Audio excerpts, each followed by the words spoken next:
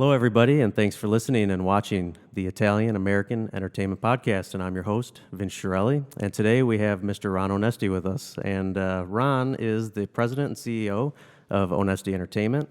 He's a tireless proponent of Italian American causes and organizations.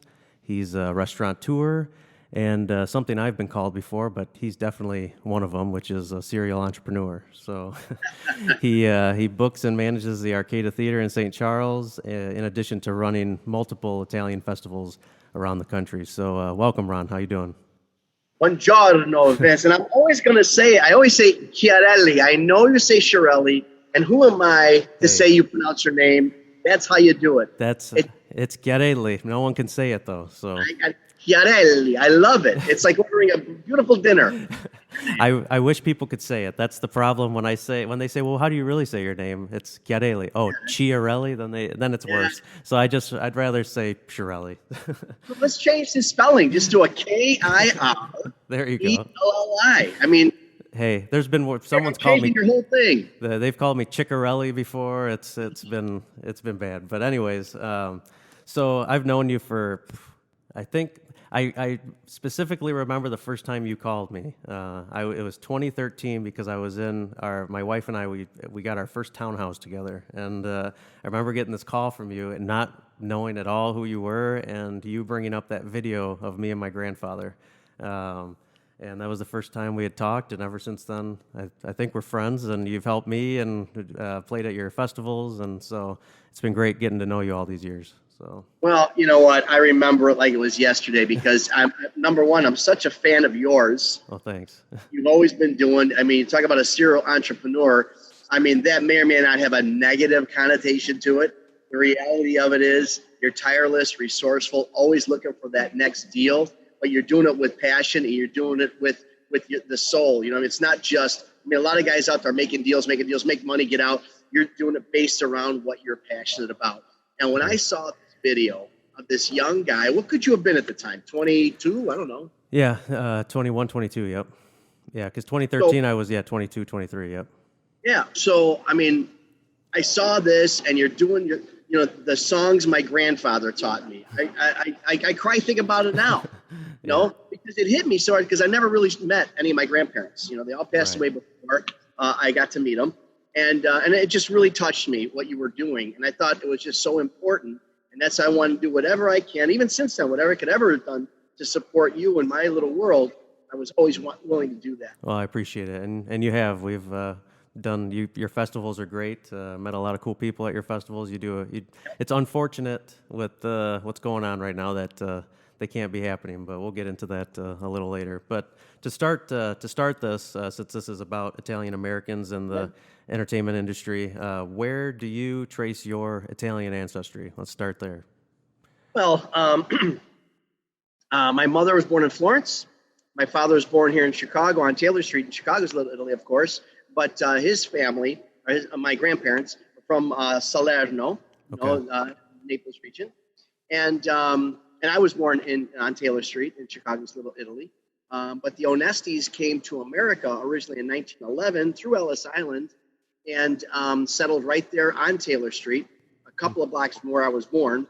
And since then, like I said, I was there till I was about 9 years old. And then we went to other different in Chicago. I'm sure they do it out by you as well, but parishes. Parish is a big deal in our Italian heritage. And there's a school that had a tremendous, terrible fire in 1958, Our Lady of the Angels, a very famous fire where I believe it was 97 children and 3 nuns perished at this horrible fire.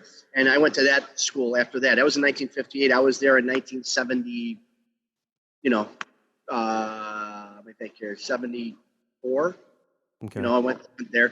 So again, we moved a little bit when I was growing up, but we always moved from one Italian neighborhood to another. Right. We went from the original one, what people call it, one of the original ones, Taylor Street. But then, when we moved to the suburbs, we went to Elmwood Park and Melrose Park, and again, all Italian communities. Right. Yep. And so that's why I've been so involved in my Italian heritage, because it's always been thrust upon me in a positive way. Yeah. No, and it's now that you said 1911, that's interesting. I've been doing my family tree the past couple months, and it's been very difficult because Sicily didn't keep any good records. But I've gotten Right. back to the 1700s, so I'm pretty proud of Wow. I'm proud of myself for finding that. But the 1911, my great grandfather came over and went to Chicago. So you never know. Really? Yeah, I never knew some of my ancestors were in Chicago, but I got like the addresses and stuff of where they were staying and some of these boarding I would houses. love to know some of those from the 1900s on, some of Yeah. those addresses.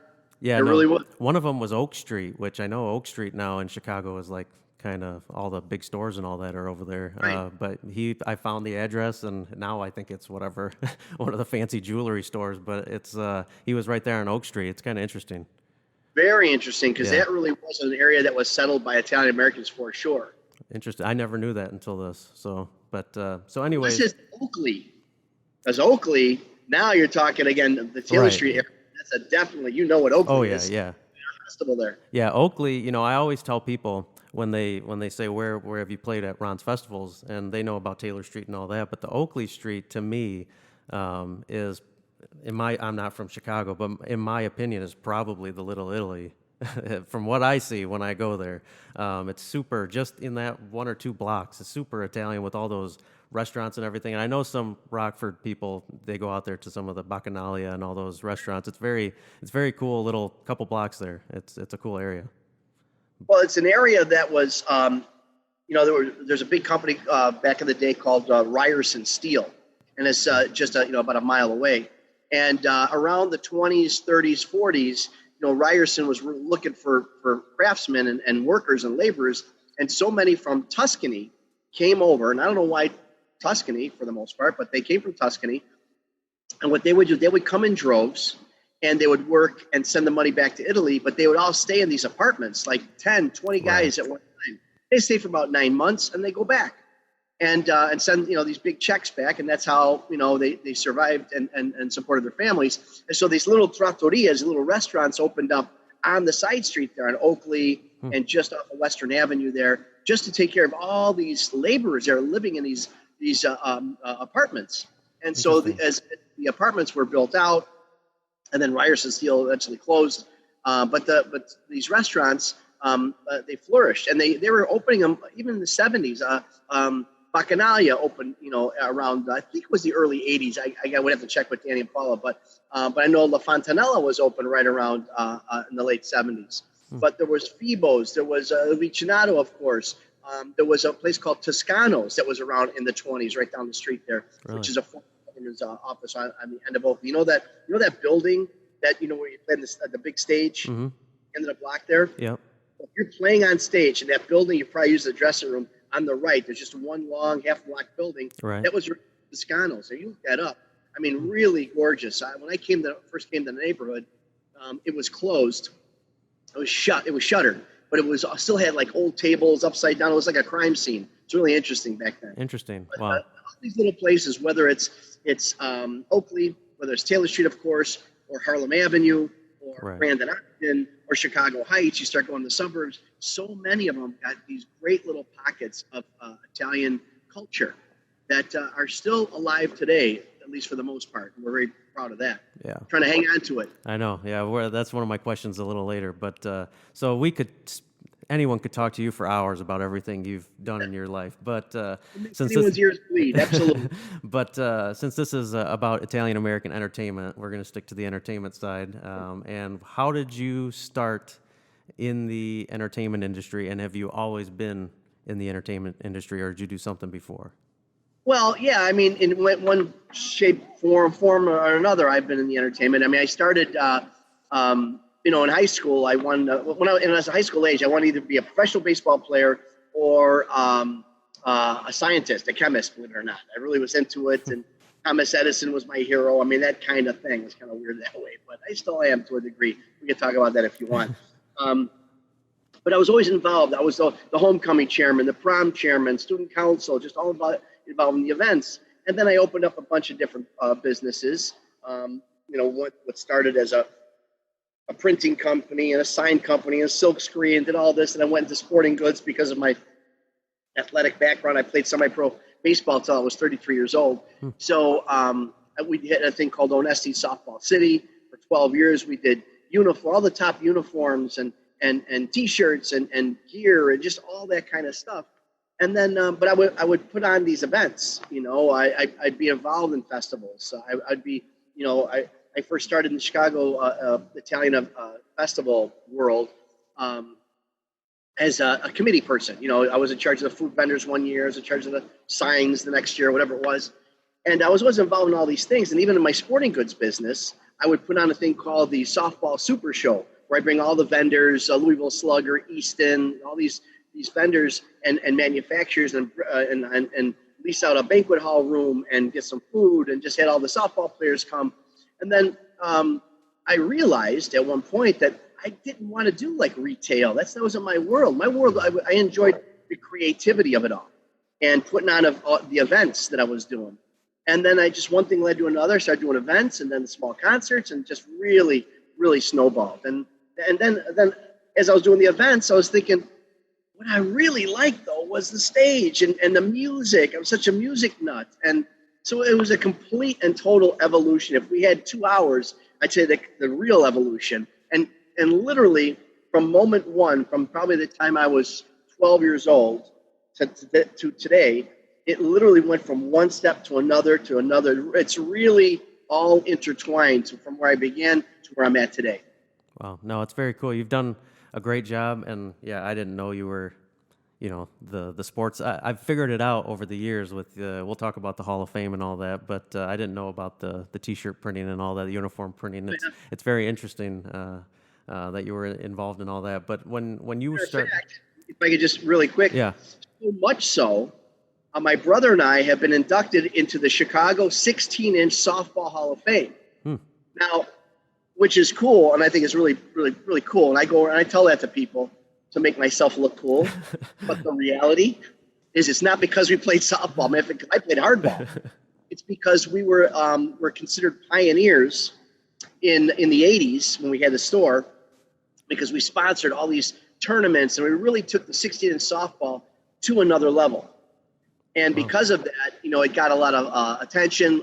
Rich Melman of Let Us Entertain You was involved. I mean, all these big guys were involved with 16-inch softball in Chicago and really gave it the staying power that is keeping it going today. So that's why we were inducted. But I don't let people know typically that's not because I was playing softball.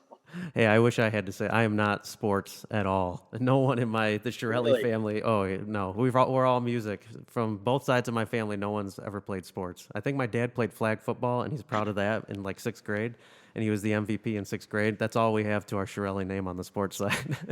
Well, some people don't even have that, Vince. Yeah, but so did you? Well, it sounds like you probably didn't start with Italian American acts when you started promoting. But when did you start promoting like more of the Italian American side? Was it with more of the festivals? Actually, yeah, I mean, it actually did start with the Italian American Act. I mean, it started with the festivals, really understanding what a stage was. I didn't grow up with some of the people in our business aren't like, for example, yourself. You're a musician first, and then you got into the business of it. Or they're actors, or they went through a theater program in high school and college, and then they want to do a little theater or a theater program. That wasn't me at all. I wasn't involved in anything. I mean, I played a little bit of this and that, but did a little more singing than anything. But really, I don't have a tremendous musical background outside of my grandfather being a mandolin virtuoso in Florence and had orchestras and all that kind of stuff. So I'm sure there's a gene in me somewhere. But but no, it started really with the festivals and brought out my involvement in the Italian American community and the young adult division of the Joint Civic Committee of Italian Americans, our big organization out here, the umbrella organization, and really had me understand how I could take what my dad listened to, which was Sinatra. We talk about in Catholicism, we have the Trinity. Well, in Italian Catholicism, we have 2 Trinities. We have Father, Son, Holy Spirit, and we have Frank Sinatra, Dean Martin, Tony Bennett. Yeah. So we had both of the Trinities in my house all the time, not to be disrespectful, of course.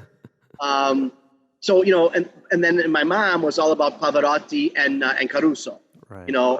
Those were and Mario Lanza. Those were, it's her trinity. I mean, it was So I had both of that, and so for me to be able to understand that there's a way that I could bring the music that I was brought up with in my home growing up to an event like a festival, I understand, I learned that dynamic, and that's what made me really get into it. And then after that, high school, I grew up in the 70s, and I was, classic rock. I grew up, my bands were Chicago, Beach Boys, Rush, Zeppelin, of course, Foghat, those kinds of bands, Right. I loved all those things. So again, but those were I could never touch them at that age. But I could have a Sinatra singer. I could have, that kind of stuff, the local guys. So I started pretty much with the Italian stuff. And then as my career got deeper into it, I started going through some of the rock and roll things. Right. So, it's not easy putting on a festival, let alone multiple that you put on. So you kind of already went through why you do some of the Italian American festivals, but people don't realize that you don't put on a festival really, especially that many, to make a huge, you're not profit at the end of the day. There's always a deeper reason to this. So what made you wake up one morning and say, I want to do one, now two, now three, now I know you got one in New Jersey and all these festivals? Because to be honest, my band's played now all around the country at all these Italian festivals, and some of them are wonderful. That's true to it's all Italian acts. It's perfect. And then there's the ones that we showed up and you're the first Italian act we've had in 50 years. And it's is this really an Italian festival anymore? But you keep it authentic to the point that it really can be authentic anymore. So what's the deeper goal for you? Is it really just to keep this going for your kids and your grandkids and all that? Yeah, getting involved in the Italian American community here in Chicago at a very young age. I think I was 18, something like that. Getting involved in the organizations, and it really was instilled in me just how important your heritage is. I got deeper and deeper involved in that community.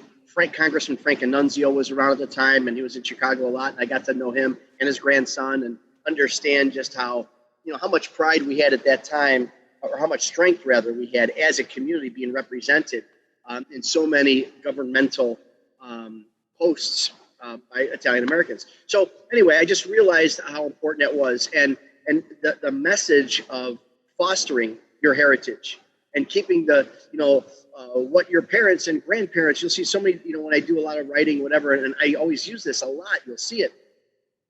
Is I do this for my parents and grandparents, and for all of our parents and grandparents who came to this country with little more than the clothes on their back, and we've all had all this narrative so many times, but it really stuck in my head. So these festivals were just really interesting for me to be a part of, and so I just started to be a part of it.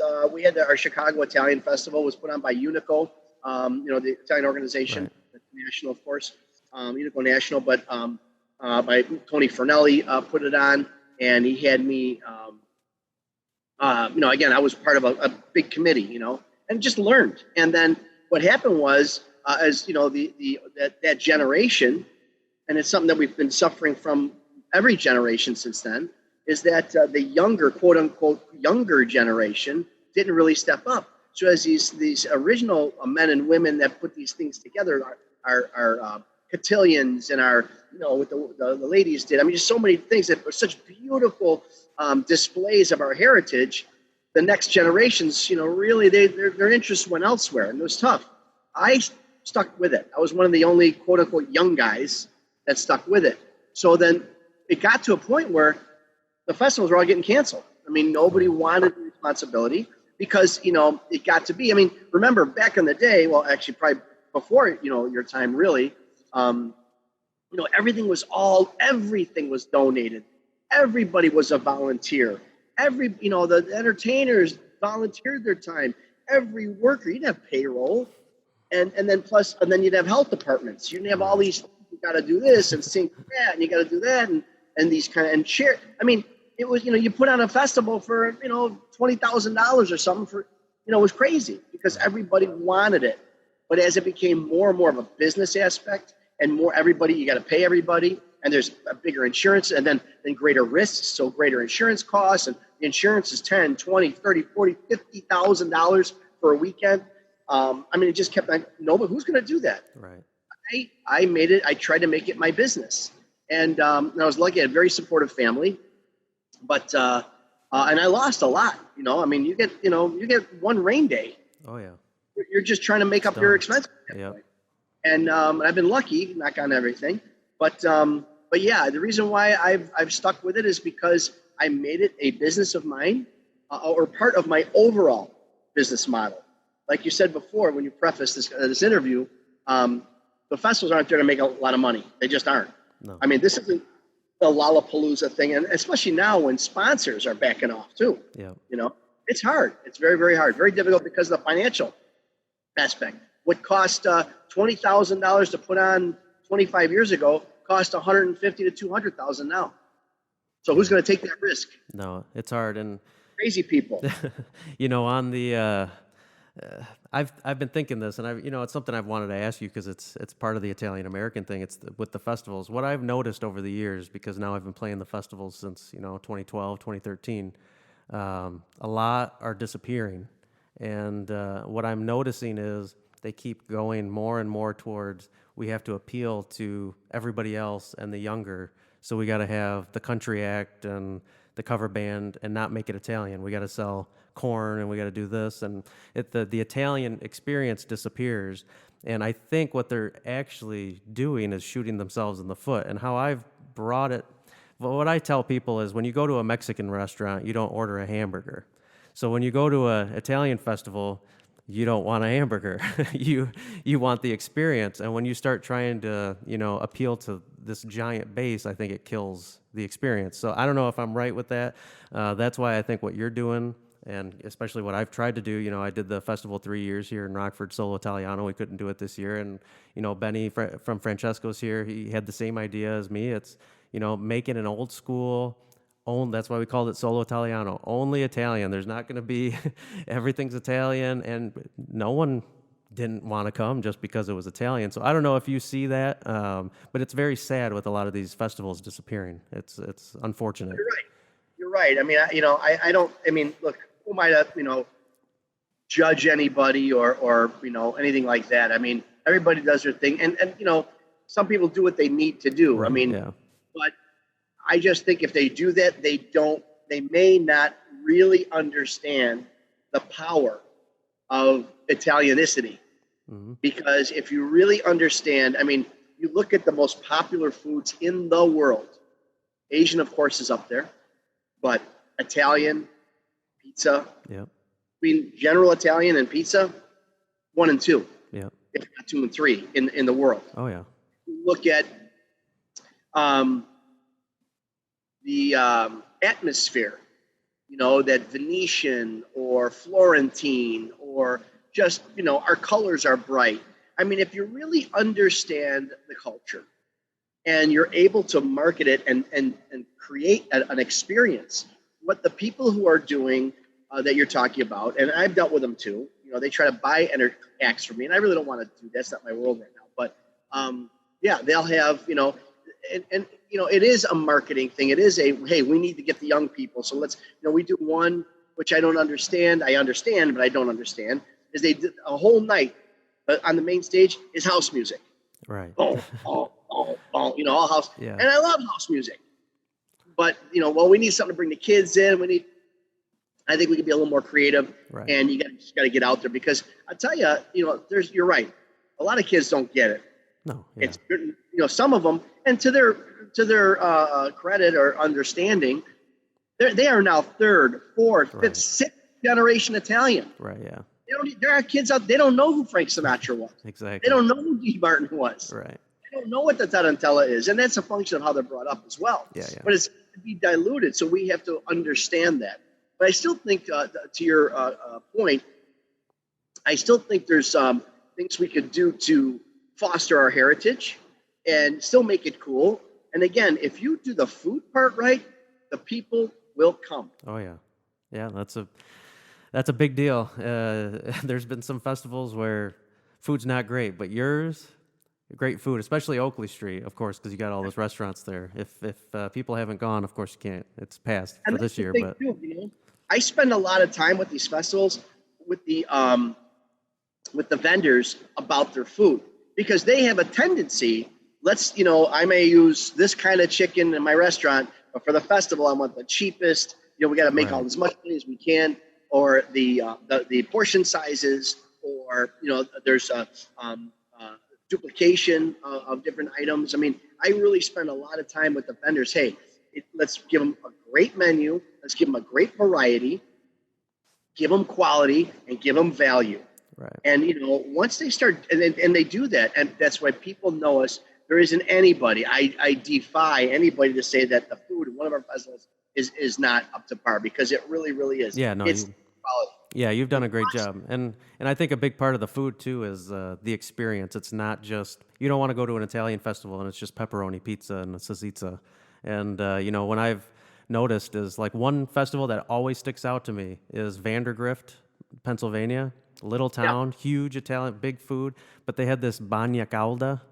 yeah. I'm Sicilian. I didn't know what this was, but it's cool because you can have that and be like, "Oh, this is an experience. I've never had this before," and so I think that's a big part of it too. Have the different areas of Italy that have all these foods that you might not taste every day. Especially Sicilian is a big thing. But One of my favorite things to go to is, we help put on the Hoboken Italian Festival. We do all the entertainment, as you know that. yep, They do a great job there. It's the Festa of the Madonna dei Martiri. I think it's at their 80th year, something like that, right around there.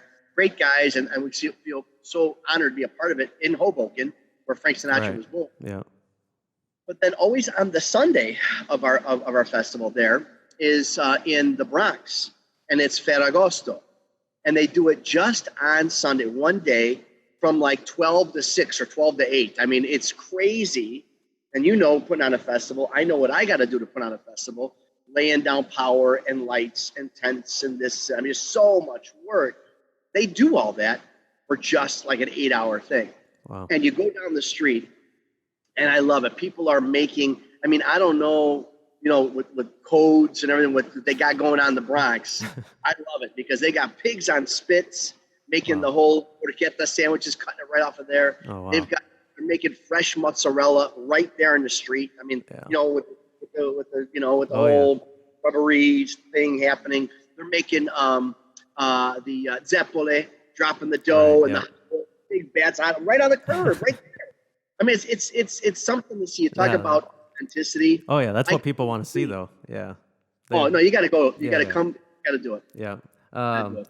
We And I could. know how you could do it. You could play our Hoboken Festival, There you go. and then on for Sunday. Come to that.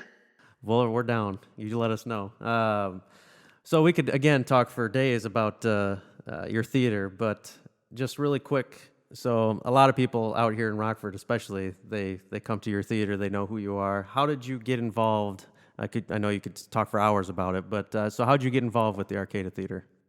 Well, and I gotta say, I love, Nielsen World, otherwise known as Rockford. I really, really do. And the Coronado and the Clock Tower, just all those things. I love it out there. You've all actually opened my eyes to a lot of great things in Rockford as well. But we get a lot of support from Rockford, but not only the Arcada Theater in St. Charles, but also I have a 25 acre, 45-year-old amusement park in Union, Right. which Yeah. is formerly Donnelly's Wild West Town. Now it's Onesti's Wild West Town. But look for a big announcement in the next few weeks. You'll be one of the first I'm going to let you know about. All right. It's pretty cool. But the Arcada Theater was something that actually it's our 15th anniversary this year in 2020 when Onesti Entertainment came to St. Charles. I was actually managing a band very popular. I know you've had them out there, American English. Oh, the Beatles. Right. Yeah. Great band. I was managing them. And one of the places we were playing was the Arcada Theater, which was a $4 Bruin View movie house. Really, really rundown. No, really rundown. And but we played it. It was the only live act to play it, and sold out. It was great. I mean, people went crazy for it. But then they went back to that, beer smelling, rundown kind of place. That was the first year. So what, 18 years ago? So then I tried getting a hold of the owners at the time to bring the Beatles. I mean, not the Beatles. So yeah, the Beatles back to the theater, and I wasn't getting called back. And I kept on. I wasn't getting a call back. So I drove over there. Oh, you're good there. And there was a big dumpster outside, and it was like they were knocking it down, or like, oh my gosh. So I got a hold of the owners, start putting stupid offers in, like just see. And we were having our daughter at the time, literally. I mean, going back and forth to the doctor, and basically that same time. It's just a month apart. Matter of fact, I moved into the theater, moved into my new home, and had our daughter the same weekend. It was busy. Jeez. It was nuts. So, so and I got the call basically at the doctor's office at the hospital. I got the theater.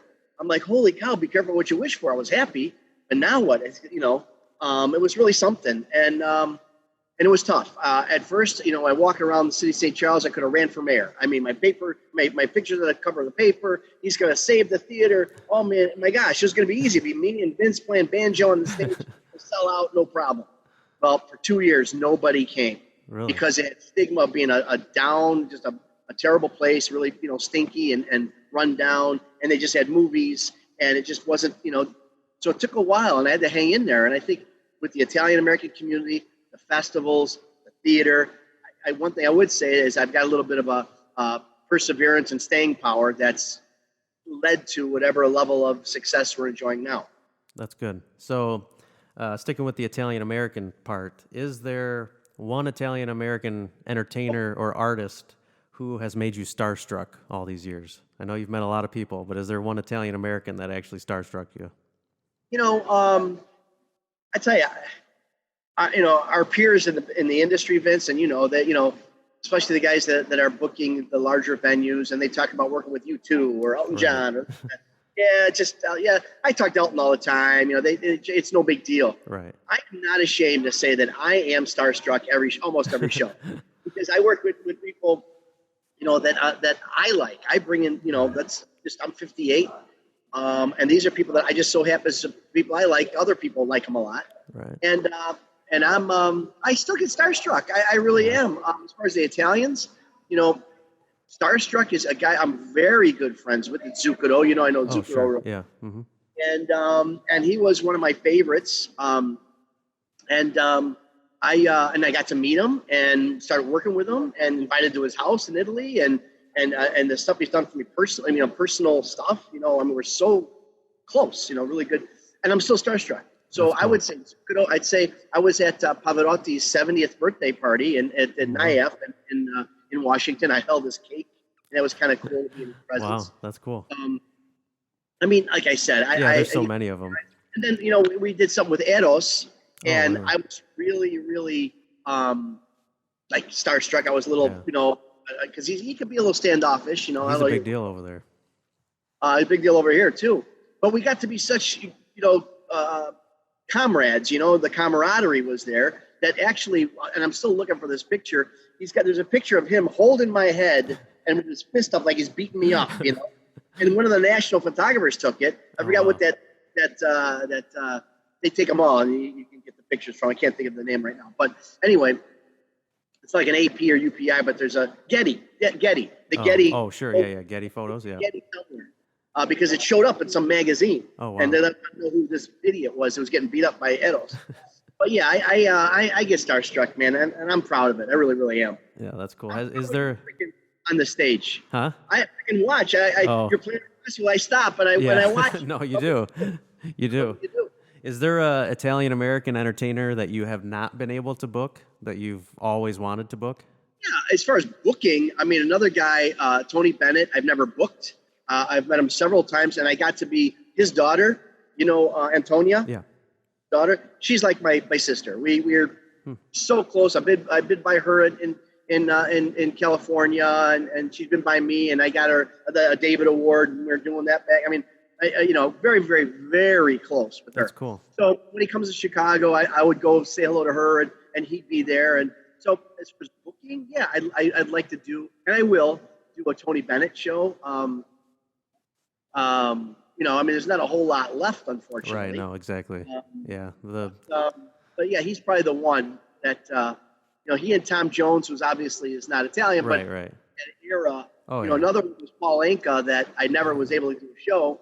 And then about 3 or 4 years ago, I was awarded one of his shows. He didn't want to come to this little, what am I doing, this little theater? But the agent knew me real well. He's like, trust me, this is the guy, this is the place. It's not like anywhere else. Right. Yeah, he plays, arenas. He plays, 4,000 seaters, casinos. I got 900 seats. Well, we did 2 nighs. Wow. And then since then, Mr. Anka's got a diverse reputation, let's say, in the industry with me. He sends me Christmas presents. He'll call me. He'll text me. He sent me a sweater for Christmas last year.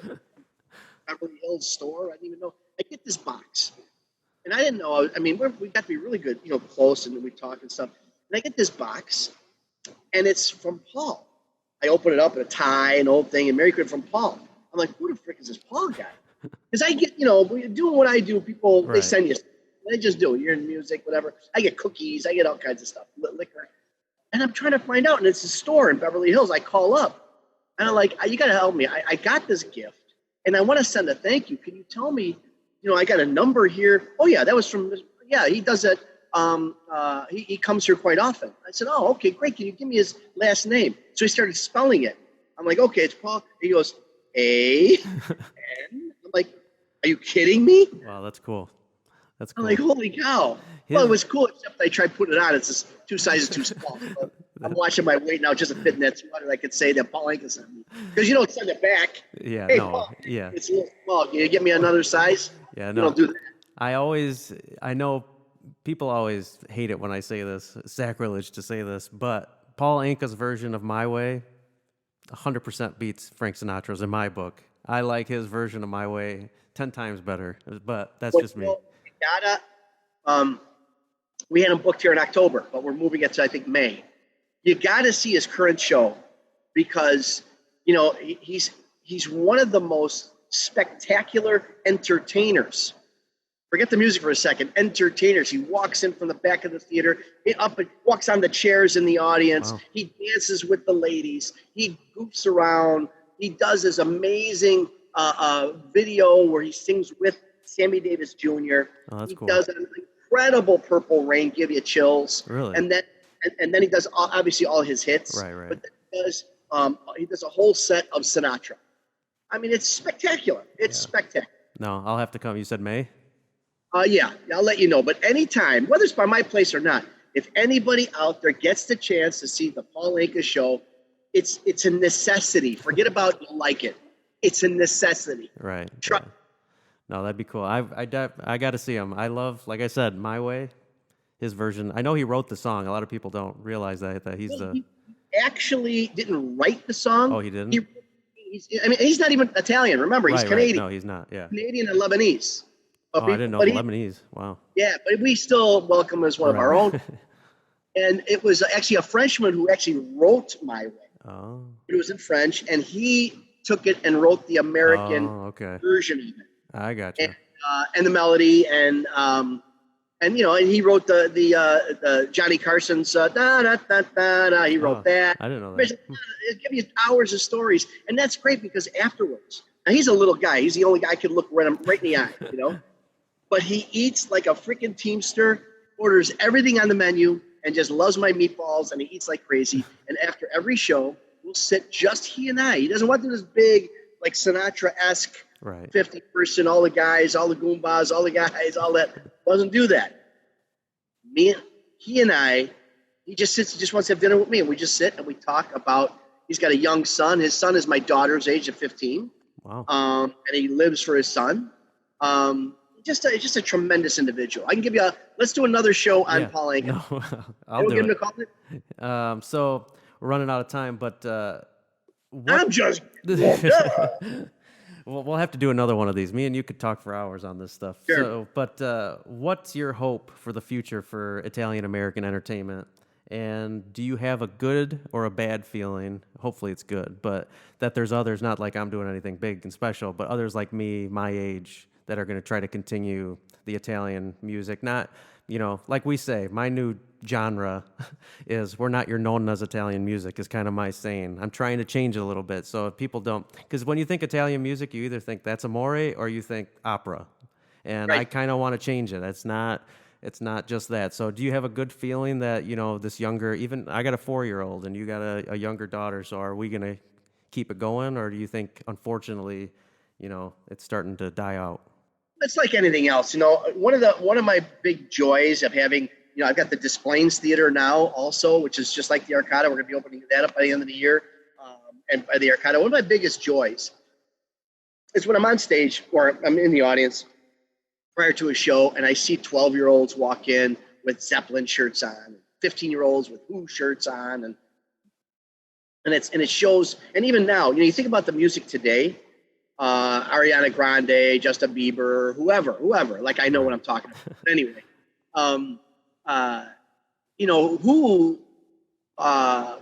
what 15-year-old when they're 40 will say, "Oh man, Justin Bieber was, the bomb," and what songs? In other words, I'm comparing it to the staying power of really classic rock and roll. Right. So the classic Italian music, I think it's obviously it's two things. It's a function of the upbringing. I think there will be also always an element. The good news about Italian entertainment and music, it's more often than not tied into the culinary experiences. Right. And, you go to an Italian restaurant, you're hearing Italian music. You're making food. It's So I think as long as there's Italian food, and I hate to bring it down to that, but to oversimplify it, but I think as long as there's Italian food, and we do our jobs to foster our heritage and stick together, I think we have a good future. I mean, I'm not saying that all of a sudden there's a resurgence and Sinatra-esque is going to be at the top of the charts, but there's a little Canadian by the name of Michael Bublé who made it. Right. Was a guy by the name of Harry Connick Jr. that made it happen. Yep. Maybe you're the next one after Bublé. But I think the My Ways and the I mean, you look at Andrea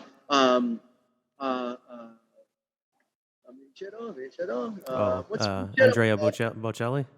Yeah, Bocelli's. But I'm thinking of the song. My favorite song, and I'm trying to blank. You believe this? Vincero.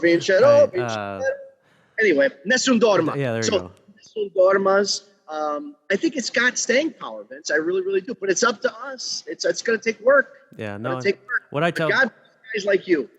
Well, what I always tell people is, music's great, every genre's great, but, like you just said, Justin Bieber songs, I mean, I couldn't hum a song for you, but if anybody in this country hears ba-da-da-da-ba-ba, immediately it's Italian. You think of eating a meatball or ravioli, it's immediate. That culture, I don't think, is going away just because it's ingrained in everybody's head. So that's it is. And it's cool. It's cool to be Italian. It's cool to like Italian. Mm. When my name is Ronald. My brother is Richard. My sister's Victoria. And my parents are Italian. But their generation, it wasn't cool to be Italian. It was cool to be American. It was cool to be English. We have all English names. I'm not Tony. She's not Maria. My brother's not Vito. Right. It was a different generation. Yep. But now it's cool. My daughter's name is Giuliana Gabriella. It's cool to be Italian. Oh, it is. So before we end it, what's next for you? I know there's probably a lot, but are there any big developments coming up? I know COVID's put, everything on hold. So I don't know if you have actual shows for 2020 still in the fall. But so what's next going on at Arcada or anywhere? I'm utilizing this time to renovate, to redo my business models, to maximize efficiency models. Again, doing construction. We're adding at the Arcada. We're adding hotel suites. I've got the Sinatra suite, the Zeppelin suite, the Elvis suite, all experiential. Again, just I'm probably not going to do a whole lot of shows this year. It looks like my festival all canceled. So I'm just trying to stay positive. That's the bottom line. Yeah. It's so difficult, but you can compound the difficulty by being negative. So you be positive. I tell everybody we'll be back soon, sharing our meatballs and music again. You just got to stick with it. Recently, I was after the tragic, unexpected passing of the founder and president of the National Italian American Sports Hall of Fame, George Randazzo, of 42 years. He passed away of a heart attack 1 year ago, a couple weeks ago. His wife passed away last week. So it's a multitude of tragedy. Also not really expected.